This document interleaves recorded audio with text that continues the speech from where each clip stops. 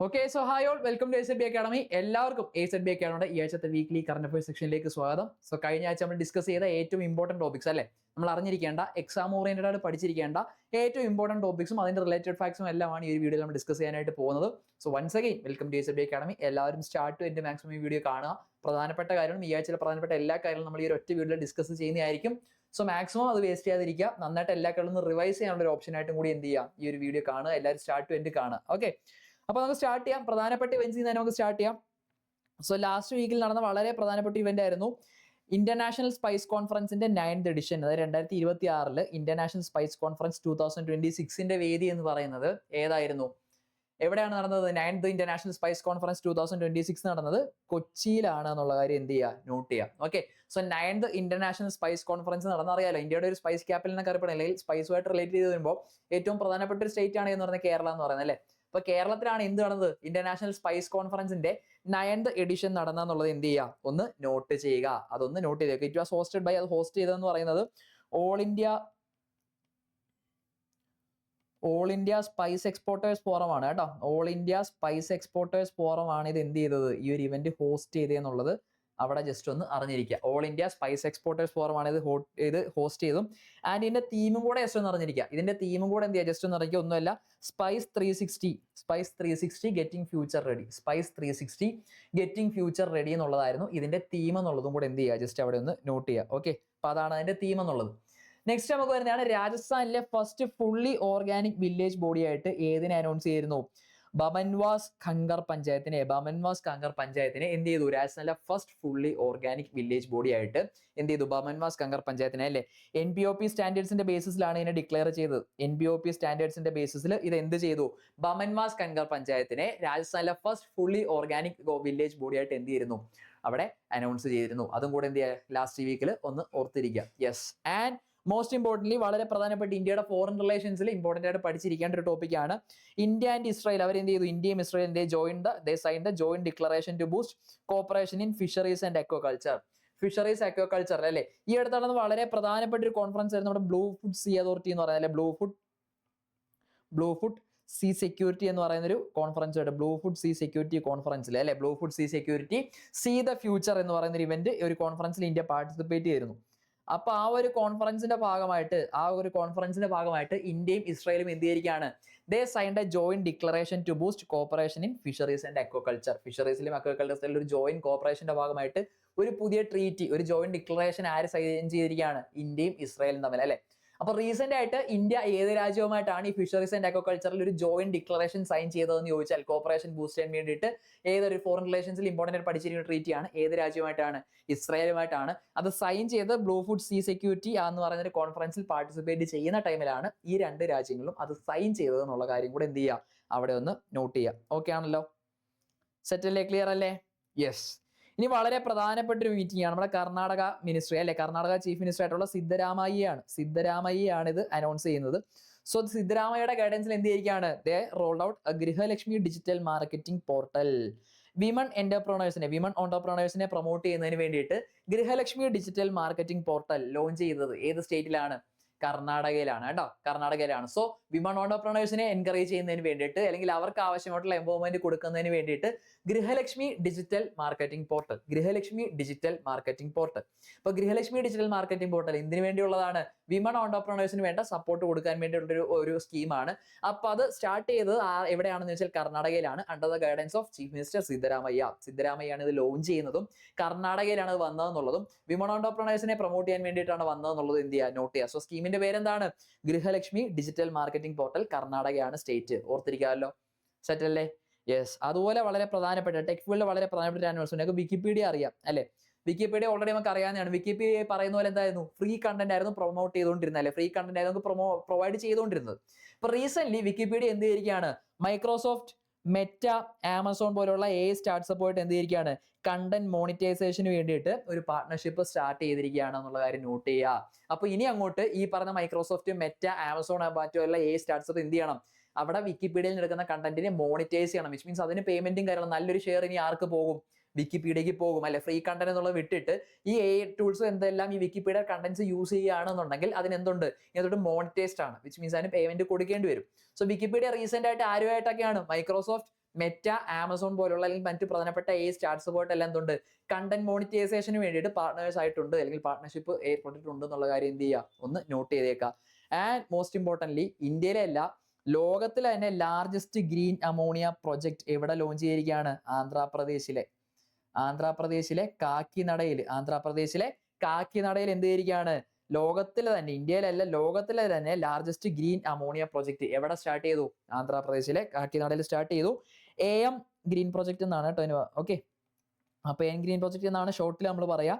അപ്പൊ ഈ ഒരു അമോണിയ ഗ്രീൻ പ്രൊജക്ട് സ്റ്റാർട്ട് ചെയ്തിരിക്കുന്നത് എവിടെയാണ്? ഈ പറഞ്ഞിരിക്കുന്നത് പോലെ കാക്കിനട, ആന്ധ്രാപ്രദേശിൽ. നമ്മൾ CM ആയിട്ടുള്ള ചന്ദ്രബാബു നായിഡു ആണ്, അവിടുത്തെ CM ആയ ചന്ദ്രബാബു നായിഡു ആണ് ഇത് അനൗൺസ് ചെയ്തത്. ഇത് അനൗൺസ് ചെയ്ത ചന്ദ്രബാബു നായിഡു ആണ്. ഇതിന്റെ ഫസ്റ്റ് എക്സ്പോർട്ട് പോകുന്നത് ജർമ്മനിയിലേക്കാണ് എന്നും അനൗൺസ് ചെയ്തിട്ടുണ്ട്. ഇതിന്റെ ഫസ്റ്റ് എക്സ്പോർട്ട് പോകാൻ പോകുന്നത് എങ്ങോട്ടേക്കാണ്? ജർമ്മനിയിലേക്കാണ് എന്നും പറഞ്ഞിട്ടുണ്ട്.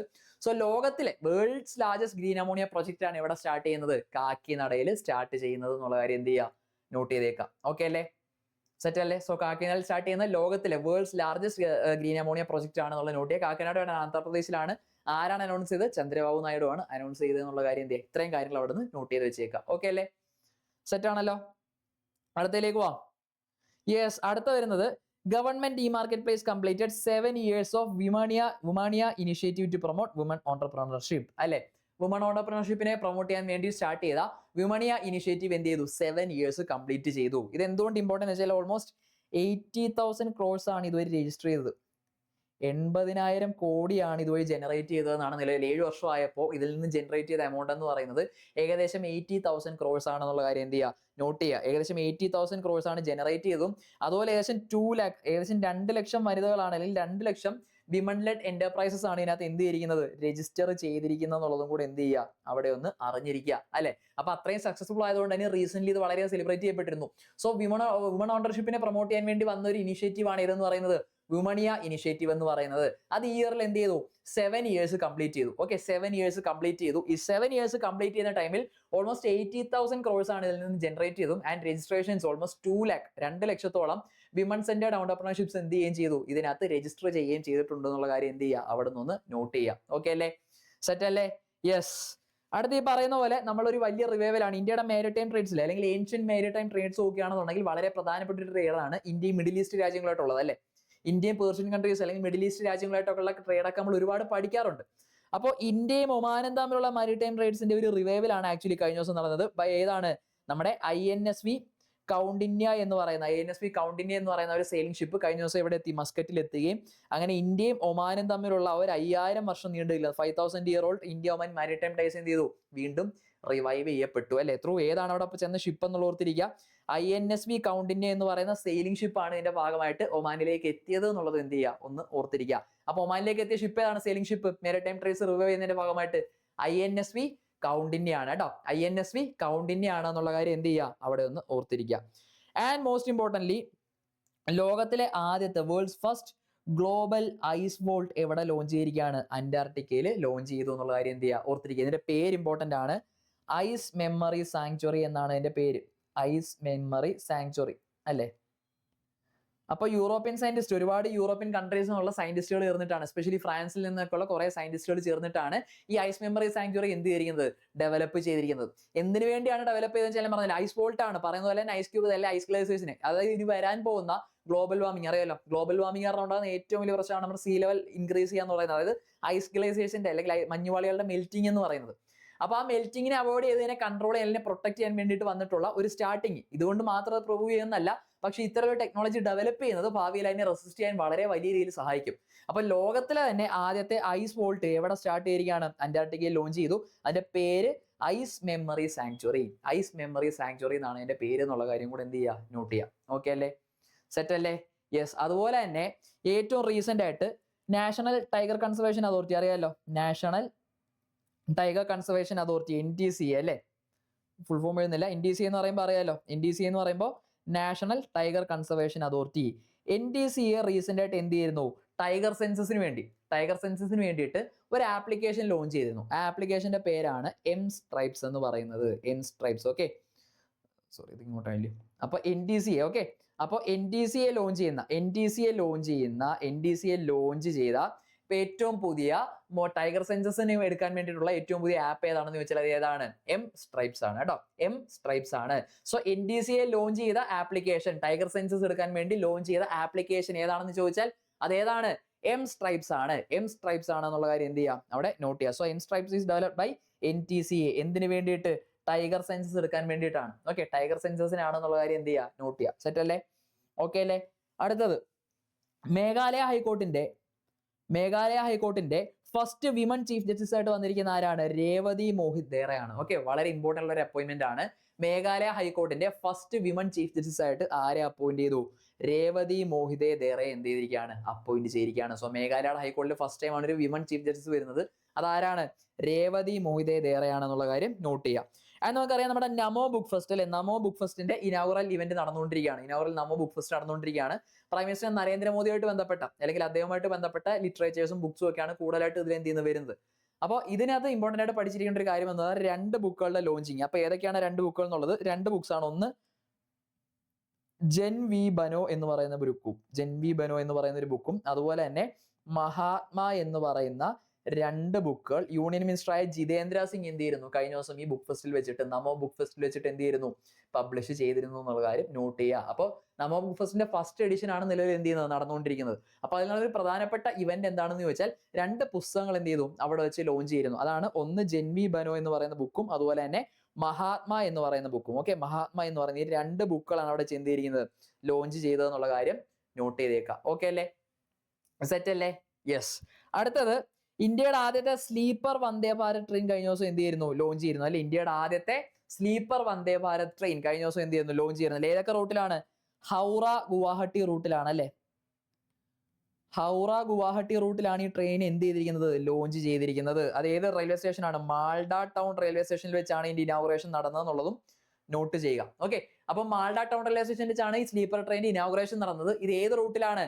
ഹൗറ ഗുവാഹട്ടി റൂട്ടിലാണ് റൺ ചെയ്യുന്നത് എന്നുള്ള കാര്യം കൂടെ എന്ത് ചെയ്യുക? നോട്ട് ചെയ്യുക. അപ്പൊ ഇന്ത്യയുടെ ഫസ്റ്റ് സ്ലീപ്പർ വന്ദേ ഭാരത് വന്നു എന്നുള്ള കാര്യം അറിഞ്ഞിരിക്കുക. ഏത് റൂട്ടിലാണ്? ഹൗറ ഗുവാഹട്ടി റൂട്ടിലാണ് ഇത് ഓടുന്നത്. ഹൗറ ഗുവാഹട്ടി റൂട്ടിലാണ് എന്നുള്ള കാര്യം അറിഞ്ഞിരിക്കുക. ഏത് ടൗണിൽ അല്ലെങ്കിൽ ഏത് റെയിൽവേ സ്റ്റേഷനിൽ വെച്ചാണ് ഇതിന്റെ ലോഞ്ചിങ് നടന്നത്? മാൾഡ ടൗൺ റെയിൽവേ സ്റ്റേഷനിലാണ് ഇതിന്റെ ഇനോഗ്രേഷൻ നടന്നതെന്നുള്ള കാര്യം അവിടെ നിന്ന് ഇമ്പോർട്ടന്റ് ആയിട്ട് അറിഞ്ഞിരിക്കുക. ഓക്കെ, ആൻഡ് അടുത്തത് ജാർഖണ്ഡ് എന്ത് ചെയ്തു? ദേ ഇംപ്ലിമെന്റഡ് ദ പെസ ആക്ട്. പെസ ആക്ട് അല്ലെ. പെസ ആക്ട് എന്ന് പറയുമ്പോൾ panchayat extension of scheduled areas. Panchayat extension of scheduled areas. അത് ട്രൈബൽ ഏരിയാസിലേക്ക് ഗ്രാമസഭകൾ എക്സ്റ്റെൻഡ് ചെയ്യുന്നതിന് വേണ്ടിയിട്ടുള്ള ഒരു ആക്ട് ആണ് എന്തെന്ന് പറയുന്നത്? ഈ പറയുന്ന പെസ ആക്ട് എന്ന് പറയുന്നത്. ഈ പെസ ആക്ട് 25 വർഷങ്ങൾക്ക് ശേഷം ഇവിടെ വീണ്ടും എനാക്ട് ചെയ്തിരിക്കുകയാണ്. ജാർഖണ്ഡിൽ എനാക്ട് ചെയ്തിരിക്കുകയാണ് എന്നുള്ള കാര്യം എന്ത് ചെയ്യുക? ഇംപ്ലിമെന്റ് ചെയ്തിരിക്കുകയാണ് എന്നുള്ള കാര്യം ഒന്ന് നോട്ട് ചെയ്തേക്കാം. ഓക്കെ, ആൻഡ് സ്പിതുക് ഗുസ്തോർ ഫെസ്റ്റിവൽ ഈ ജനുവരി 10 സ്റ്റാർട്ട് ചെയ്തു. എവിടെ? ലഡാക്കിൽ സ്റ്റാർട്ട് ചെയ്തു അല്ലെ. ലഡാക്കിൽ സ്പിതുക് ഗുസ്തോർ ഫെസ്റ്റിവൽ എന്ത് ചെയ്തിരിക്കുകയാണ്? സ്റ്റാർട്ട് ചെയ്തിരിക്കുകയാണ് എന്നുള്ള കാര്യം. അപ്പോൾ ലഡാക്കിൽ നടക്കുന്ന മൊണാസ്ട്രി ഫെസ്റ്റിവലുകളിൽ ഏറ്റവും പ്രധാനപ്പെട്ട ഒരു ഫെസ്റ്റിവൽ ആണ് ഏതെന്ന് പറയുന്നത്? ഈ സ്പിതുക് ഗുസ്തോർ ഫെസ്റ്റിവൽ എന്ന് പറയുന്നത്. നമുക്കറിയാവുന്ന ലഡാക്കിലെ വളരെ ഫേമസ് ആയിട്ടുള്ള ഒരു ഡാൻസ് ഫോം ആണ് ഇത് ചം എന്ന് പറയുന്നത് അല്ലെ. ചം എന്ന് പറയുന്ന ഒരു മാസ്ക് ഡാൻസ് ഇല്ലേ? ഈ ചമ്മ നമുക്ക് പഠിക്കാനുള്ളതാണ്. അപ്പൊ ഈ ചമ്മ എന്ന് പറയുന്ന ഡാൻസ് ലഡാക്കിൽ നടക്കുന്നത്. ഈ ചം ഡാൻസ് ഒക്കെ കൂടുതൽ ഏത് ഫെസ്റ്റിവലായിട്ട് കണക്ട് ചെയ്താണ് നടക്കുന്നത്? ഈ സ്പിതുക് ഗുസ്തോർ ഫെസ്റ്റിവലായിട്ട് കണക്ട് ചെയ്താണ് നടക്കുന്നത് എന്നുള്ള കാര്യം എന്ത് ചെയ്യുക? അവിടെ നിന്ന് നോത്തിരിക്കുക അല്ലെ. അപ്പൊ സ്പിതുക് ഗുസ്തോർ ഫെസ്റ്റിവൽ എവിടെയാണ്? ലഡാക്കിലെ വളരെ ഇമ്പോർട്ടന്റ് ആയിട്ടുള്ള ഒരു മൊണാസ്ട്രി ഫെസ്റ്റിവൽ ആണ് എന്നുള്ള കാര്യം അറിഞ്ഞിരിക്കുക. ഇതിന്റെ ഭാഗമായിട്ടാണ് ചം എന്ന് പറയുന്ന അവിടുത്തെ ഒരു ട്രഡീഷണൽ മാസ്ക് ഡാൻസ് നടക്കുന്നത്. ഓക്കെ, നമുക്ക് പഠിക്കാനുള്ളതാണ് ചം. ചമ്മ ലഡാക്കിലാണ് നമ്മൾ പഠിക്കുന്നതാണ്. അപ്പൊ ലഡാക്കിലെ ട്രഡീഷണലുള്ള ചം എന്ന് പറയുന്ന ഡാൻസും ഈ ഒരു ഫെസ്റ്റിന്റെ ഭാഗമായിട്ടാണ് കൂടുതലും നടക്കുന്നത് എന്നുള്ളത് എന്ത് ചെയ്യുക? അവിടെ നിന്ന് ഇമ്പോർട്ടന്റ് ആയിട്ടൊന്ന് ഓർത്തിരിക്കുക. ഓക്കെ, സെറ്റ് ആണല്ലോ. അപ്പൊ ബാക്കി കാര്യങ്ങളിലേക്ക് പോകാം. അടുത്തത് India launch its first open sea marine fish farming project. India launch ചെയ്തിരിക്കുകയാണ്. ഇന്ത്യ ഇത് എവിടെയാണ്? ഇത് ആൻഡമാനിലാണ് ഇത് ലോഞ്ച് ചെയ്തിരിക്കുന്നത്. ഓക്കെ, ആൻഡമാനിൽ ഇന്ത്യ ഈ മാസം എന്ത് ലോഞ്ച് ചെയ്തു? India launch their first open sea marine fish farming project ആണ് സ്റ്റാർട്ട് ചെയ്തിരിക്കുന്നത്. ഏതൊക്കെ മീനുകളെ പ്രൊട്ടക്ട് ചെയ്യാൻ വേണ്ടിയിട്ടാണെന്ന് അറിയോ? ഏതൊക്കെ മീനുകളെയാണ്? ഈ പറയുന്ന പോലെ സീവീഡ് എന്നൊക്കെ നമ്മൾ പറയാറില്ലേ, സീവീഡ്. ഈ സീവീഡുകളിലൊക്കെ കൺസർവേഷനൊക്കെ വേണ്ടിയിട്ടാണ് സ്റ്റാർട്ട് ചെയ്തതെന്നുള്ള കാര്യം എന്ത് ചെയ്യുക? ഒന്ന് നോട്ട് ചെയ്യുക. അപ്പോൾ ആൻഡമാനിൽ സ്റ്റാർട്ട് ചെയ്തിരിക്കുന്നത് അല്ലെ സീവീഡ് പ്രൊട്ടക്ഷന് വേണ്ടിയിട്ടൊക്കെയാണ്. അതുപോലെ തന്നെ നമ്മൾ ഫിൻ ഫിഷ് എന്ന് പറയാറില്ലേ, ഫിൻ ഫിഷ്. സീവീഡ്, ഫിൻഫിഷ് ഇതിന്റെയൊക്കെ പ്രൊട്ടക്ഷന് വേണ്ടിയിട്ട് ആൻഡമാനിൽ എന്ത് ചെയ്തിരിക്കുകയാണ്, ഇന്ത്യയുടെ ആദ്യത്തെ open sea marine fish farming project എന്ത് ചെയ്തിരിക്കുകയാണ്, ആൻഡമാനിൽ ലോഞ്ച് ചെയ്തു എന്നുള്ള കാര്യം ഒന്ന് നോട്ട് ചെയ്യുക. ഓക്കെ, അതുപോലെ തന്നെ ഇന്ത്യൻ റെയിൽവേയുടെ ഈ വർഷത്തെ ഹയസ്റ്റ് സിവിലിയൻ അവാർഡ് ലഭിച്ചിരിക്കുന്നത് ചൈൽഡ് ട്രാഫിക് പ്രിവെൻഷന് വേണ്ടിയിട്ട് ആരാണ്, ചന്ദന സിൻഹയ്ക്കാണ്. RPF ഓഫീസറാണ് ചന്ദന സിൻഹ എന്ന് പറയുന്നത്. ഏകദേശം ഒരു 40ഓളം കുട്ടികളുടെ എന്താണ് ചൈൽഡ് ട്രാഫിക് പ്രിവെന്റ് ചെയ്തതിന്റെ പേരിലാണ് എന്ത് ചെയ്തിരിക്കുന്നത്, ഈ ഒരു അവാർഡ് കിട്ടിയിരിക്കുന്നത്. അപ്പോൾ Indian railways highest award for child trafficking, അല്ലെ ഇന്ത്യൻ റെയിൽവേയുടെ ഒരു ഹയസ്റ്റ് അവാർഡ് ഈ വർഷം കിട്ടിയിരിക്കുന്ന ആർക്കാണ്, ഇന്ത്യൻ റെയിൽവേയുടെ ഹയസ്റ്റ് അവാർഡ് കിട്ടിയിരിക്കുന്നത് RPF ഉദ്യോഗസ്ഥയായിട്ടുള്ള ചന്ദന സിൻഹയ്ക്കാണ്. RPF ഉദ്യോഗസ്ഥയായിട്ടുള്ള ചന്ദന സിൻഹയ്ക്കാണ് എന്നുള്ള കാര്യം എന്ത് ചെയ്യുക, ഓർത്തിരിക്കുക. For child trafficking prevention, child trafficking പ്രിവെൻഷന് വേണ്ടിയിട്ടാണ് അവാർഡ് കിട്ടിയത് എന്നുള്ളത് അവിടെ എന്ത് ചെയ്യുക, നോട്ട് ചെയ്യുക. ഓക്കെ, സെറ്റ് അല്ലേ. അടുത്തത് സെൻട്രൽ വിജിലൻസ് കമ്മീഷന്റെ പുതിയ വിജിലൻസ് കമ്മീഷണറായിട്ട് അപ്പോയിന്റ് ചെയ്ത ആരെയാണ്, ശ്രീ പ്രവീൺ വസിഷ്ഠയാണ്. പ്രവീൺ വസിഷ്ഠ അടുത്തൊരു പ്രധാനപ്പെട്ട അപ്പോയിന്റ്മെന്റ് ആണ്. സെൻട്രൽ വിജിലൻസ് കമ്മീഷന്റെ വിജിലൻസ് കമ്മീഷണറായിട്ട് അപ്പോയിന്റ് ചെയ്തിരിക്കുന്നത് പ്രവീൺ വസിഷ്ഠയാണ് എന്നുള്ളത് ഓർത്തിരിക്കുക. അപ്പൊ സെൻട്രൽ വിജിലൻസ് കമ്മീഷന്റെ പുതിയ കമ്മീഷണർ ആരാണ്, പ്രവീൺ വസിഷ്ഠയാണ്. Praveen Vasishta is the new vigilance commissioner of central vigilance commission. അടുത്തത് ഇന്ത്യ, ശ്രീലങ്ക, മാൽദീവ്സും കൂടി ചേർന്നിട്ട് ഏതാണ് ഹോസ്റ്റ് എന്നറിയോ, മാൽദീവ്സിൽ വെച്ചിട്ട് എന്ത് ചെയ്തു, they held the 17th trilateral coast guard exercise. ഇതിനെ നമ്മൾ വിളിക്കുന്ന പേര് ദോസ്തി 17 എന്നാണ് കേട്ടോ, ദോസ്തി 17. അപ്പൊ ദോസ്തി 17 എന്താണെന്ന് ചോദിച്ചാൽ ഇന്ത്യയും ശ്രീലങ്കയും മാൽദീവ്സും ചേർന്ന് നടത്തുന്ന ട്രൈലാറ്ററൽ കോസ്റ്റ് ഗാർഡ് എക്സസൈസ് ആണ് ഏതെന്ന് പറയുന്നത്, ദോസ്തി 17 എന്ന് പറയുന്നത്. അപ്പൊ ഈ ദോസ്തി എന്ന് പറയുന്നത് ഇതിന്റെ 17th, അതാണ് ദോസ്തി 17. അപ്പൊ ഈ ദോസ്തിയുടെ 17th എഡിഷൻ ആണ് ഇത്തവണ എവിടെ വെച്ച് നടന്നത്, മാൽദീവ്സിൽ വെച്ചാണ് കേട്ടോ നടന്നത്, മാൽദീവ്സിൽ വെച്ചാണ്. അപ്പൊ മാൽദീവ്സിൽ വെച്ചാണ് ദോസ്തി നടക്കുന്നത്. എന്താണ് ദോസ്തി എന്ന് ചോദിച്ചാൽ it is A trilateral coast guard exercise between India, Sri Lanka and Maldives. ഇന്ത്യയും ശ്രീലങ്കയും മാൽദീവ്സും ചേർന്ന് നടന്ന ട്രൈലാറ്ററൽ കോസ്റ്റ് ഗാർഡ് എക്സസൈസ് ആണ് ഇതെന്ന് പറയുന്നത്, ദോസ്തി എന്ന് പറയുന്നത്. സോ ദോസ്തി 17 എന്ന് വെച്ചാൽ ഈ വർഷം നടന്ന ഇന്ത്യ, ശ്രീലങ്ക, മാൽദീവ്സ് തമ്മിൽ നടന്ന കോസ്റ്റ് ഗാർഡ് എക്സസൈസ് ആണ് എന്നുള്ള കാര്യം എന്ത് ചെയ്യുക, നോട്ട് ചെയ്യുക. ഓക്കെ അല്ലേ, സെറ്റ് അല്ലേ. അപ്പൊ 17th എഡിഷൻ ആയതുകൊണ്ടാണ് ദോസ്തി 17 എന്ന് പറയുന്നത് കേട്ടോ. ദോസ്തി 17 എന്ന് പറയുന്നത് 17th എഡിഷൻ ആയതുകൊണ്ടാണ്. Okay, yes. അടുത്തത് ഇനി ഇന്ത്യൻ കോസ്റ്റ് ഗാർഡും ജപ്പാൻ കോസ്റ്റ് ഗാർഡും കൂടെ ചേർന്നിട്ട് എന്ത് ചെയ്തു, they conduct the HNS response exercise. HNS എന്ന് പറയുമ്പോൾ ഹസാഡസ് ആൻഡ് നോക്സിയസ് സബ്സ്റ്റൻസ് എന്നുള്ളതാണ്. അതായത് ഈ കടലുകളിൽ ഉണ്ടാകുന്ന ഈ കെമിക്കൽ സ്പില്ലുകളെയും കാര്യങ്ങളും എല്ലാം അതിനെതിരെ റെസ്പോണ്ട് ചെയ്യാനായിട്ട് വേണ്ടി അവർ എമർജൻസി റെസ്പോൺസ് ഡെവലപ്പ് ചെയ്യാൻ വേണ്ടിയിട്ട് ഇന്ത്യയും ജപ്പാനും ചേർന്ന് നടത്തുന്നതാണ് ഈ പറയുന്ന HNS റെസ്പോൺസ് എക്സസൈസ് എന്ന് പറയുന്നത് അല്ലേ. അപ്പൊ HNS എന്ന് പറയുമ്പോൾ ഓർത്തിരിക്കുക ഹസാഡസ് ആൻഡ് നോക്സിയസ് സബ്സ്റ്റൻസ് എന്നുള്ളത്. അതായത് നമ്മുടെ സീലുണ്ടാകുന്ന ഈ കെമിക്കൽ സ്പില്ലുകളൊക്കെ ഉണ്ടല്ലോ, വേസ്റ്റുകൾ ഉണ്ടല്ലോ, കെമിക്കൽ വേസ്റ്റുകളും കാര്യങ്ങളൊക്കെ, അതിനെതിരെയുള്ള പെട്ടെന്ന് റെസ്പോണ്ട് ചെയ്യാൻ വേണ്ടിയിട്ടുള്ള ഒരു എമർജൻസി റെസ്പോൺസ് എക്സസൈസ് ആണ് ഏതെന്ന് പറയുന്നത്, ഈ ഒരു HNS എക്സസൈസ് എന്ന് പറയുന്നത്. It was conducted between India and Japanese coast guard. Indian coast ഗാർഡും ജാപ്പനീസ് കോസ്റ്റ് ഗാർഡോട് ചേർന്നിട്ടാണ് ഈ ഒരു എക്സസൈസ് നടത്തിയെന്നുള്ളത് എന്ത് ചെയ്യുക, നോട്ട് ചെയ്യുക. ഓക്കെ, അതുപോലെ തന്നെ മിൽമയും നാഷണൽ ഡയറി ഡെവലപ്മെന്റ് ബോർഡും ചേർന്നിട്ട് അവരുടെ ഏറ്റവും പുതിയ ഫുഡ് ടെസ്റ്റിംഗ് ലബോറട്ടറി നിലവിൽ വരാൻ പോകുന്നത് എവിടെയാണ്, കൊച്ചിയാണ്. ക്ലിയർ ആണോ? അപ്പൊ മിൽമയും നാഷണൽ ഡയറി ഡെവലപ്മെന്റ് ബോർഡും ചേർന്ന് ഡെവലപ്പ് ചെയ്യുന്ന ഏറ്റവും പുതിയ ഫുഡ് ടെസ്റ്റിംഗ് ലബോറട്ടറി നിലവിൽ വരുന്നത് എവിടെയാണ്, കൊച്ചിയിലാണ് വരാൻ പോകുന്നത് എന്നുള്ളത് നോട്ട് ചെയ്യാം. ആൻഡ് ഏഷ്യ മാനുഫാക്ചറിംഗ് ഇൻഡെക്സിൽ ഇന്ത്യയുടെ റാങ്ക് എത്രയാണ്, 6th റാങ്ക് ആണ്. ഓക്കെ, ഏഷ്യ മാനുഫാക്ചറിംഗ് ഇൻഡെക്സിലെ ഇന്ത്യയുടെ റാങ്ക് എന്ന് പറയുന്നത് 6th റാങ്ക് ആണ്. 6th റാങ്ക് നിൽക്കുമ്പോൾ വലിയ സംഭവം നമ്മൾ വിചാരിക്കും, പക്ഷെ ടോട്ടൽ എത്രയേ ഉള്ളൂ, 11 രാജ്യങ്ങളേ ഉള്ളൂ. ടോട്ടൽ 11 രാജ്യങ്ങളേ ഉള്ളൂ. അതിൽ 6ാമത്തെ പൊസിഷനിലാണ് ഏഷ്യ മാനുഫാക്ചറിംഗ് ഇൻഡെക്സിൽ. അത് ഇന്ത്യയുടെ മാനുഫാക്ചറിംഗ് കോമ്പറ്റൻസ് കൂട്ടണം, ഇന്ത്യയുടെ ഒരു മാനുഫാക്ചറിംഗ് പവർ കൂട്ടണം എന്ന് തന്നെയാണ് അതിന്റെ അർത്ഥം. അപ്പൊ ഏഷ്യ മാനുഫാക്ചറിംഗ് ഇൻഡെക്സിൽ 11 രാജ്യങ്ങളുള്ളതിൽ 6ാം സ്ഥാനത്താണ് ഇന്ത്യ. ഫസ്റ്റ് ആര് തന്നെയാണ്, ഫസ്റ്റ് ചൈന തന്നെയാണ് എന്നുള്ളത് നോട്ട് ചെയ്യുക കേട്ടോ. ഫസ്റ്റ് ആര് തന്നെയാണ്, ഫസ്റ്റ് ചൈന തന്നെയാണ്. ഓക്കെ, അപ്പൊ ചൈനയാണ്. ടോട്ടൽ 11 രാജ്യങ്ങൾ, അതിൽ 6ാമതാണ് ആര് വരിക, ഇന്ത്യ വന്നത് എന്നുള്ള കാര്യം എന്ത് ചെയ്യുക, അവിടെ ഒന്ന് നോട്ട് ചെയ്യുക. Okay, yes. അടുത്തത് ഏഷ്യൻ ബോക്സിംഗ് കൗൺസിലിന്റെ മെമ്പറായിട്ട് ആരെ അപ്പോയിന്റ് ചെയ്തു, വിജേന്ദർ സിംഗിനെ അപ്പോയിന്റ് ചെയ്തു. ഓക്കെ, വിജേന്ദർ സിംഗ് അറിയാം, നമ്മുടെ ഒരു ഒളിമ്പിക് മെഡലിസ്റ്റ് ആണ് അല്ലെ. ഒളിമ്പിക്സിൽ നമ്മുടെ ബോക്സിംഗിൽ ഒരു ലെജൻഡ് തന്നെ നമ്മൾ വിശ്വസിക്കുന്ന വ്യക്തിയാണ് ആരെന്ന് പറയുന്നത്, വിജേന്ദർ സിംഗ് എന്ന് പറയുന്നത്. അപ്പൊ വിജേന്ദർ സിംഗിനെ ഏഷ്യൻ ബോക്സിംഗ് കൗൺസിലിന്റെ മെമ്പറായിട്ട് എന്ത് ചെയ്തു, കഴിഞ്ഞ ദിവസം അപ്പോയിന്റ് ചെയ്യുകയുണ്ടായി. Okay, so Vijender Singh was appointed as A member of Asian boxing council. അതുപോലെ ഇന്ത്യയുടെ ലേറ്റസ്റ്റ് ഗ്രാൻഡ് മാസ്റ്റർ ആരാണ്, 92nd ഗ്രാൻഡ് മാസ്റ്റർ ആണ് ആരെന്ന് പറയുന്നത്, ആര്യൻ വർഷ്ണി എന്ന് പറയുന്നത്. ആര്യൻ വർഷ്ണി. സോ പഠിച്ചിരിക്കുക, ഇന്ത്യയുടെ latest grand master 92nd grand master ആണ് ആരെന്ന് പറയുന്നത്, ആര്യൻ വർഷ്ണി എന്ന് പറയുന്നത്. ഓക്കെ, ആര്യൻ വർഷ്ണിയാണ് ഇന്ത്യയുടെ ലേറ്റസ്റ്റ് ഗ്രാൻഡ് മാസ്റ്റർ എന്നുള്ള കാര്യം എന്ത് ചെയ്യുക, അവിടെ ഒന്ന് നോട്ട് ചെയ്യുക. His the 92nd grand master of India. ആരാണ്, ആര്യൻ വർഷ്ണിയാണ്. അതുപോലെ ഇപ്പൊ നടന്നുകൊണ്ടിരുന്ന വിജയ് ഹസാരെ ട്രോഫി അറിയില്ല, നമ്മുടെ ഇന്ത്യയിൽ നടക്കുന്ന പ്രാദേശികമായിട്ടുള്ള വൺ ഡേ ടൂർണമെന്റ് ആണ് ഇതെന്ന് പറയുന്നത്, വിജയ് ഹസാരെ ട്രോഫി. ഈ വിജയ് ഹസാരെ ട്രോഫിയിൽ ആദ്യമായിട്ട് ആര് ചാമ്പ്യൻ ആയിരിക്കുകയാണ്? വിദർഭ ആദ്യമായിട്ട് വിജയ് ഹസാരെ ട്രോഫി ചാമ്പ്യൻസ് ആയിരിക്കുകയാണ്. So is A current Vijay Hazare trophy champions ആരാണെന്ന് വെച്ചാൽ ആരാണ്? വിദർഭയാണ്. അപ്പൊ വിജയ് ഹസാരെ ട്രോഫിയുടെ കറന്റ് നിലവിലെ ചാമ്പ്യന്മാർ ആരാണെന്ന് വെച്ചാൽ അത് ആരാണ്? വിദർഭയാണ്. വിദർഭയുടെ ഫസ്റ്റ് ഡേറ്റിലാണ് പരാജയപ്പെടുത്തിയത് സൗരാഷ്ട്രയാണ് കേട്ടോ. ഫൈനലിൽ സൗരാഷ്ട്രയെ തോൽപ്പിച്ചിട്ടാണ് വിദർഭ എന്തായത്? ചാമ്പ്യന്മാരായത് എന്നുള്ള കാര്യം കൂടെ എന്ത് ചെയ്യുക? നോട്ട് ചെയ്യുക. അപ്പൊ current Vijay Hazare trophy champions ആരാണ്? വിദർഭയാണ്. And they defeated Saurashtra in the ഫൈനൽസിൽ സൗരാഷ്ട്രയാണ് പരാജയപ്പെടുത്തിയത് എന്നുള്ളത് ഇവിടെ അറിഞ്ഞിരിക്കുക. അടുത്തത് ഇത് നമ്മൾ ഓൾറെഡി കുറെ തവണ വന്നിട്ടുള്ളതാണ്, പക്ഷെ വീണ്ടും ഇതുമായിട്ട് ബന്ധപ്പെട്ട് നിങ്ങൾ അറിഞ്ഞിരിക്കുക. ഇതിന്റെ ഒരു ലോഞ്ചിങ് ഡേറ്റും കാര്യങ്ങളൊക്കെ അനൗൺസ് ചെയ്തുകൊണ്ടാണ് വീണ്ടും നമ്മൾ ഇത് പഠിക്കുന്നത്. Galaxy Bangalore based space startup ആണ് ഏതെന്ന് പറയുന്നത്? ഗാലക്സി എന്ന് പറയുന്നത് അല്ലെ. ഗാലക്സി അവരുടെ ഫസ്റ്റ് സാറ്റലൈറ്റ് ഉള്ള എന്താണ്? മിഷൻ ദൃഷ്ടി ലോഞ്ച് ചെയ്യാണ്. സോ എന്താണ് മിഷൻ ദൃഷ്ടിയുടെ സ്പെഷ്യാലിറ്റി എന്ന് പറയുന്നത്? രണ്ട് സ്പെഷ്യാലിറ്റീസ് ഉണ്ട്. ഒന്ന്, മിഷൻ ദൃഷ്ടി എന്ന് പറയുന്നത് ഇന്ത്യയുടെ ലാർജസ്റ്റ് പ്രൈവറ്റ് സാറ്റലൈറ്റ് ആണ്. അത് ഇന്ത്യയിൽ പ്രൈവറ്റ് സെക്ടറിൽ ഡെവലപ്പ് ചെയ്യാൻ പോകുന്ന ലാർജസ്റ്റ് സാറ്റലൈറ്റ് ആണ് ഏതെന്ന് പറയുന്നത്? മിഷൻ ദൃഷ്ടി എന്ന് പറയുന്നത്. ഇപ്പോൾ ഓൾറെഡി നമുക്കറിയാം ഇന്ത്യയുടെ എയറോനോട്ടിക് സ്പേസ് ഫീൽഡ് നോക്കുകയാണോ അല്ലെങ്കിൽ പ്രൈവറ്റ് സെക്ടർ നോക്കുകയാണെന്നുണ്ടെങ്കിൽ സ്പേസ് ടെക്നോളജി പ്രൈവറ്റ് സെക്ടറിന് കാര്യമുള്ള കോൺട്രിബ്യൂഷൻസ് വരുന്നുണ്ടോ? ഇല്ല. കമ്പയർഡ് ടു അമേരിക്ക കമ്പയർ ചെയ്യുമ്പോൾ കുറവാണെന്ന് നമ്മൾ പറയുന്നത് അല്ലേ. അപ്പൊ ആ ഒരു രീതിയിൽ നോക്കുമ്പോൾ ഇത് വലിയൊരു അച്ചീവ്മെന്റ് ആണ്. ഇന്ത്യയുടെ പ്രൈവറ്റ് സെക്ടറിൽ നിന്ന് ഡെവലപ്പ് ചെയ്യുന്ന ഏറ്റവും വലിയ സാറ്റലൈറ്റ് ആണ് ഇതെന്ന് പറയുന്നത് മിഷൻ ദൃഷ്ടി സാറ്റലൈറ്റ് എന്ന് പറയുന്നത്. അത് ലോഞ്ച് ചെയ്യുന്നത് ബാംഗ്ലൂർ ബേസ്ഡ് ഗാലക്സി എന്ന് പറയുന്ന ഒരു സ്പേസ് സ്റ്റാർട്ടപ്പ് ആണ്.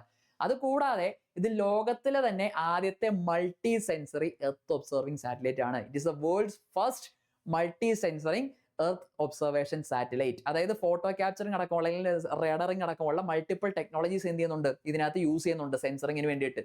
അപ്പൊ അങ്ങനെ മൾട്ടിപ്പിൾ സെൻസറിങ് ടെക്നോളജീസ് യൂസ് ചെയ്യുന്ന ആദ്യത്തെ എർത്ത് ഒബ്സർവേഷൻ സാറ്റലൈറ്റ് ആണ്. ലോകത്തിലെ തന്നെ ആദ്യത്തെ എർത്ത് ഒബ്സർവേഷൻ സാറ്റലൈറ്റും കൂടിയാണ് ഏതെന്ന് പറയുന്നത്? മിഷൻ ദൃഷ്ടി എന്ന് പറയുന്നത്. സോ രണ്ട് കാര്യങ്ങൾ, it's A world's first multiple sensory earth observation satellite and India's largest private satellite. ഈ രണ്ട് കാര്യങ്ങളും ഇതിനെ കുറിച്ച് പഠിച്ചിരിക്കുക, മിഷൻ ദൃഷ്ടിയെ കുറിച്ച് പഠിച്ചിരിക്കുക. ഓക്കെ, ഇമ്പോർട്ടന്റ് ആണ്. അടുത്തത് വളരെ ഇമ്പോർട്ടൻ്റ് ഒരു ഡേറ്റ് ആണ്, പരാക്രം ദിവസ്. പരാക്രം ദിവസ് എന്ന് പറയുന്നത് ആരുടെ ബർത്ത് ആനിവേഴ്സറി ആണ് അല്ലെങ്കിൽ ആരുടെ ബർത്ത്ഡേ ആണ്? നേതാജി സുഭാഷ് ചന്ദ്രബോസിന്റെ ബർത്ത്ഡേ ആണ് ഏതെന്ന് പറയുന്നത്? പരാക്രം ദിവസ് എന്ന് പറയുന്നത് അല്ലെ. പരാക്രം ദിവസ് എന്നാണ് 23rd ജാനുവരിയിലാണ് അല്ലെ. 23rd ജാനുവരിയാണ് നമ്മൾ എന്ത് ഒബ്സർവ് ചെയ്യുന്നത്? പരാക്രം ദിവസ് ഒബ്സർവ് ചെയ്യുന്നത്. സോ പരാക്രം ദിവസ് ആരുടെ ബർത്ത്ഡേ ആണ്? നേതാജി സുഭാഷ് ചന്ദ്രബോസിന്റെ ബർത്ത്ഡേ ആണ് നമ്മൾ എന്തായിട്ട് ആചരിക്കുന്നത്? പരാക്രം ദിവസ് ആയിട്ട് ആചരിക്കുന്നത്. ഡേറ്റ് ഏതാണ്? 23rd ജാനുവരിയാണ് പരാക്രം ദിവസം എന്നുള്ള കാര്യം ഓർത്തിരിക്കുക. And the cabinet approve the extension of Atal pension Yojana. ഈ അടൽ പെൻഷൻ യോജന ഒക്കെ അറിയാം, ഇപ്പം വന്നതല്ല. 2015 ആക്ച്വലി ഏത് ലോഞ്ച് ചെയ്യുന്നത്? അടൽ പെൻഷൻ യോജന ലോഞ്ച് ചെയ്യുന്നത്. എന്തിനു വേണ്ടിയായിരുന്നു ലോഞ്ച് ചെയ്തത് അല്ലെ? അൺഓർഗനൈസ്ഡ് സെക്ടറിലെ വർക്കേഴ്സിന് നൽകി വരുന്ന, അതായത് 18 to 40 വയസ്സ് വരെ ഉള്ളവർക്ക് നൽകി വരുന്ന ഒരു പെൻഷൻ സ്കീമാണ് ഏതെന്ന് പറയുന്നത്? അടൽ പെൻഷൻ യോജന എന്ന് പറയുന്നത്. അടൽ പെൻഷൻ യോജന എന്ന് പറയുന്നത്. അപ്പൊ ഈ Atal pension Yojana actually 2015 launch ചെയ്തതാണ്. അപ്പൊ ഇത് 2030-31 ഫിനാൻഷ്യൽ ഇയറിലേക്ക് വരെ എന്ത് ചെയ്തിരിക്കുകയാണ്? ഇത് അപ്രൂവ് ചെയ്തു. നമ്മുടെ ക്യാബിനറ്റ് കഴിഞ്ഞ ദിവസം 2030-31 ഫിനാൻഷ്യൽ ഇയറിലേക്ക് എന്ത് ചെയ്തിരിക്കുകയാണ്? അടൽ പെൻഷൻ യോജനയെ എക്സ്റ്റെൻഡ് ചെയ്തുകൊണ്ടുള്ള അപ്രൂവൽ വന്നിരുന്നു. അപ്പൊ അതുകൊണ്ടാണ് അടൽ പെൻഷൻ യോജന വീണ്ടും എന്ത് ചെയ്തിരിക്കുകയാണ്? 2030-31 ഫിനാൻഷ്യൽ ഇയറിലേക്ക് വരെ എക്സ്റ്റെൻഡ് ചെയ്തു എന്നുള്ള കാര്യം എന്ത് ചെയ്യുക? ഒന്ന് അറിഞ്ഞിരിക്കുക. ഇത് അൺഓർഗനൈസ്ഡ് സെക്ടറിലെ വർക്കേഴ്സിന് നൽകി വരുന്ന ഒരു പെൻഷൻ സ്കീമാണ്, ഒരു സെൻട്രൽ ലെവൽ പെൻഷൻ സ്കീം ആണെന്നുള്ള കാര്യം നോട്ട് ചെയ്യാം. Okay, yes. അടുത്തതായിട്ട് ഇന്ത്യയിൽ വരാൻ പോകുന്ന ഏറ്റവും പ്രധാനപ്പെട്ട ഇന്ത്യയുടെ ആദ്യത്തെ net zero green smart city ആണ് ഏതെന്ന് പറയുന്നത്? ഭാരത് ഫ്യൂച്ചർ സിറ്റി എന്ന് പറയുന്നത്. എവിടെയാണ്? തെലങ്കാനയിലാണ് അല്ലെ. തെലങ്കാനയിൽ കഴിഞ്ഞ ദിവസം ഗ്ലോബൽ എക്കണോമിക് ഫോറത്തിന്റെ മീറ്റിംഗ് ആയിട്ട് ബന്ധപ്പെട്ട് രേവന്ത് റെഡ്ഡി, അവിടുത്തെ CM ആയിട്ടുള്ള രേവന്ത് റെഡ്ഡി എന്ത് ചെയ്തിരുന്നു? രേവന്ത് റെഡ്ഡി UAE നിന്നുള്ള ഒഫീഷ്യൽസുമായിട്ട് സംസാരിക്കുകയും ഈ ഭാരത് ഫ്യൂച്ചർ സിറ്റി സ്കീമിലേക്ക് ആര് പാർട്ട്നേഴ്സ് ആവാനായിട്ട് തീരുമാനിക്കുകയാണ്? നിലവിൽ UAE പാർട്ട്ണർഷിപ്സും വരുന്നുണ്ട് എന്നാണ് നമ്മൾക്ക് അറിഞ്ഞിരിക്കുന്നത് അല്ലെ. അപ്പൊ UAE ഈ ഭാരത് ഫ്യൂച്ചർ സിറ്റി എന്ന് പറയുമ്പോൾ city India's first net zero emission green city ആണ്, അല്ലെങ്കിൽ ഗ്രീൻ സ്മാർട്ട് സിറ്റി ആണ് ഏതെന്ന് പറയുന്നത്? ഭാരത് ഫ്യൂച്ചർ സിറ്റി എന്ന് പറയുന്നത് ഇന്ത്യയിലെ തന്നെ ആദ്യത്തേതാണ്. അപ്പൊ അതിലേക്ക് UAE കൂടെ പാർട്ട്നേഴ്സ് ആവാൻ പോവുകയാണ് എന്നുള്ളതാണ് നിലവിൽ വന്നിരിക്കുന്ന ഒരു പ്രധാനപ്പെട്ട വാർത്ത എന്ന് പറയുന്നത്. അപ്പൊ ഭാരത് ഫ്യൂച്ചർ സിറ്റി നിലവിൽ ഇനി അങ്ങോട്ട് കുറെ ക്വസ്റ്റ്യൻസ് നമുക്ക് വരാൻ ചാൻസ് ഉള്ള ഒരു ഏരിയ ആണ്. ഓക്കെ, ക്ലിയർ ആണോ? യെസ്. അപ്പോൾ ഇത്രയും കാര്യങ്ങളൊക്കെയാണ് പ്രധാനമായിട്ട് ഇന്നത്തെ ഈ ഒരാഴ്ചയിലെ വീക്ക്ലി കറന്റ് അഫയേഴ്സിൽ നമുക്ക് നോക്കാനായിട്ട് വരുന്നത്. സോ എല്ലാവർക്കും അറിയാവുന്ന പോലെ തന്നെ ഗ്രൂപ്പ് ഡി ആണ് ഇനി നമുക്ക് വരാൻ പോകുന്ന പ്രധാനപ്പെട്ട നോട്ടിഫിക്കേഷൻ ആണ് 2026 RRB ഗ്രൂപ്പ് ഡി എക്സാംസ് എന്ന് പറയുന്നത് അല്ലെ. ഒരുപാട് ആപ്ലിക്കൻസ് വരുന്ന ഒരു എക്സാം ആണ്, ഒരുപാട് പേര് എഴുതുന്ന ഒരു എക്സാം ആണ്. സോ ഓൾറെഡി കഴിഞ്ഞ എക്സാം എഴുതിയ ഒരുപാട് വിദ്യാർത്ഥികൾ ഉണ്ടായിരിക്കും. അതിൽ വിചാരിച്ചുകൊണ്ട് പെർഫോം ചെയ്യാൻ പറ്റാതെ പോയവർ കാണും, ഇനി ആദ്യമായിട്ട് ഗ്രൂപ്പ് ഡി എക്സാംസ് എഴുതുന്നവരുണ്ടായിരിക്കും. അപ്പൊ അങ്ങനെയുള്ളവർക്കെല്ലാം എങ്ങനെയുള്ളവരാണെങ്കിൽ ഈ ഗ്രൂപ്പ് ഡി എക്സാം ക്രാക്ക് ചെയ്യാൻ നിങ്ങൾക്ക് വേണ്ട ഒരു കംപ്ലീറ്റ് പാക്കേജ് പ്രൊവൈഡ് ചെയ്യുന്ന ഒരു കോഴ്സാണ് നമ്മുടെ RRB ഗ്രൂപ്പ് ഡിയുടെ കോഴ്സ് നമ്മൾ AZB അക്കാഡമി ലോഞ്ച് ചെയ്തിരിക്കുന്നത്. സോ എല്ലാവർക്കും ഒരു സംശയം, നമ്മൾ എത്രത്തോളം പഠിക്കണം, ഓരോ ദിവസവും എന്തെല്ലാം പഠിക്കണം, എങ്ങനെ പഠിച്ചാൽ നമുക്ക് സിലബസ് കവർ ചെയ്യാം, എപ്പോൾ സിലബസ് കവർ ചെയ്യാൻ നമുക്ക് ആവശ്യത്തിന് റിവിഷൻ ടൈം കിട്ടും, ഇതെല്ലാം നിങ്ങളുടെ ടെൻഷൻ ആയിരിക്കും അല്ലേ. സോ അതിന് ആദ്യം നിങ്ങൾക്ക് വേണ്ട ഒരു ഡെയിലി സ്റ്റഡി പ്ലാൻ ആണ്. ഒരു ഡെയിലി സ്റ്റഡി പ്ലാന്റെ ബേസിസിലാണ് നമുക്ക് ക്ലാസ്സസ് മുന്നോട്ട് കൊണ്ടുപോകേണ്ടത് അല്ലേ. സോ ഇവിടുത്തെ മെയിൻ ഹൈലൈറ്റ് എന്ന് പറയുന്നത് ഓരോ ദിവസവും നിങ്ങൾക്ക് എന്തൊക്കെ ടോപ്പിക്സ് പഠിക്കണമല്ലോ അതിന്റെ ക്ലാസ്സസും കാര്യങ്ങളും എല്ലാം കൃത്യമായിട്ട് നിങ്ങൾക്ക് അപ് ടു ഡേറ്റ് പ്രൊവൈഡ് ചെയ്യുന്നതായിരിക്കും. അത് ഫോളോ ചെയ്ത് പഠിച്ചു പോയാൽ തന്നെ എന്തൊക്കെയാണ് പഠിക്കേണ്ടത് എന്നുള്ളതിന്റെ കൃത്യമായിട്ടുള്ളൊരു ഐഡിയ നിങ്ങൾക്ക് കിട്ടും. സോ ഈ ഒരു സ്റ്റഡി പ്ലാൻ ഫോളോ ചെയ്ത് പോകുന്നതിന്റെ ഏറ്റവും വലിയ ഗുണം എന്ന് പറയുന്നത് നിങ്ങൾക്ക് ഓൺ ടൈം സിലബസ് കവർ ചെയ്തിട്ട് മാക്സിമം ഏർലി സിലബസ് കവർ ചെയ്തിട്ട് ബാക്കി എക്സാം വരെയുള്ള സമയം നമുക്ക് എന്തിനു വേണ്ടി യൂട്ടിലൈസ് ചെയ്യാം, റിവിഷന് വേണ്ടി, അതും പക്ക PYQ ഓറിയന്റഡ് ഉള്ള റിവിഷന് വേണ്ടിയിട്ട് നമുക്ക് യൂസ് ചെയ്യാനായിട്ട് പറ്റും. സോ RRB ഗ്രൂപ്പ് ഡി എക്സാംസുമായി ബന്ധപ്പെട്ട് ഡിസ്കസ് ചെയ്യേണ്ട ഓൾമോസ്റ്റ് എല്ലാ പ്രീവിയസ് ഇയർ ക്വസ്റ്റ്യൻസും ഇതിന്റെ റിവിഷന്റെ ഭാഗമായിട്ട് ഡിസ്കസ് ചെയ്യും വിത്ത് മോക്ക് ടെസ്റ്റ്. നിങ്ങൾക്ക് റെഗുലർ ബേസിസിൽ പ്രാക്ടീസ് ടെസ്റ്റും മോക്ക് ടെസ്റ്റുകളും എല്ലാം ഉണ്ടാകുന്നത് കൊണ്ട് തന്നെ ക്വസ്റ്റ്യൻസ് പ്രാക്ടീസ് ചെയ്യാനും പറ്റും, ക്വസ്റ്റ്യൻസിനെ കുറിച്ചുള്ള കൃത്യമായിട്ടുള്ള ഐഡിയ കിട്ടും, നിങ്ങൾക്കും ഒരു സെൽഫ് അനാലിസിനുള്ള കൃത്യമായിട്ടുള്ള ഓപ്ഷൻസും ഈ ഒരു കോഴ്സിന്റെ ഭാഗമായിട്ട് ഉണ്ടായിരിക്കും. Okay, and exam based short കട്ട്സും ട്രിക്സും എല്ലാം ഈ ഒരു കോഴ്സിന്റെ ഭാഗമായിട്ട് നമ്മൾ പ്രൊവൈഡ് ചെയ്യുകയും ചെയ്യും. സോ അങ്ങനത്തെ ഒരു ടെൻഷൻസും വേണ്ട. PYQസും മോക്ക് ടെസ്റ്റുകളൊക്കെ സെറ്റാണ്. സിലബസ് നമ്മൾ കംപ്ലീറ്റ് സിലബസ് കവറേജ് ആണ്, അത് മാക്സിമം ഏർലി നമ്മൾ കവർ ചെയ്യുകയും ചെയ്യും. ആൻഡ് ബാക്കി ടൈം നമ്മൾ എഫക്റ്റീവ് ആയിട്ട് റിവിഷന് വേണ്ടി യൂസ് ചെയ്യുകയും ചെയ്യും. ആൻഡ് കറന്റ് അഫേഴ്സ് നമുക്ക് റെഗുലർ സെക്ഷൻസ് ഉണ്ടായിരിക്കും, ഡെയിലി, വീക്ക്ലി, മന്ത്ലി ബേസിസിലായിരിക്കും. അത് റെഗുലർ ആയിട്ട് അറ്റൻഡ് ചെയ്യാനായിട്ട് എല്ലാവരും ശ്രദ്ധിക്കുക. സോ എക്സാമിന് വേണ്ടി പ്രിപ്പയർ ചെയ്യുന്നവരാണ് നിങ്ങളെന്നുണ്ടെങ്കിൽ നിങ്ങൾക്കൊരു കംപ്ലീറ്റ് പാക്കേജ് ആണ്. എത്രയും പെട്ടെന്ന് ഈ വീഡിയോ എൻഡ് ചെയ്യുമ്പോൾ തന്നെ അതിലേക്ക് ഒരു നമ്പറിലേക്ക് കോൺടാക്ട് ചെയ്താൽ നിങ്ങൾക്ക് കൂടുതൽ ഡീറ്റെയിൽസ് അവിടെ നിന്ന് അവൈലബിൾ ആയിരിക്കും. സോ പെട്ടെന്ന് വിളിക്കുക, അഡ്മിഷൻസ് എടുക്കുക, നിങ്ങളുടെ പ്രിപ്പറേഷൻസ് എത്രയും വേഗം സ്റ്റാർട്ട് ചെയ്യുക. നമുക്ക് കറന്റ് അഫയേഴ്സ് സെക്ഷൻസ് ഇനിയും ഉണ്ടാവും, ഡെയിലി സെക്ഷൻസ് വരും, വീക്ക്ലി സെക്ഷൻസ് വരും. അത് കൃത്യമായിട്ട് എല്ലാവരും ഫോളോ ചെയ്യാനായിട്ട് ശ്രദ്ധിക്കുക. അപ്പോൾ അടുത്തൊരു സെക്ഷനായിട്ട് നെക്സ്റ്റ് വീഡിയോയിൽ കാണാം. അതുവരെ Tata, bye bye, all the best.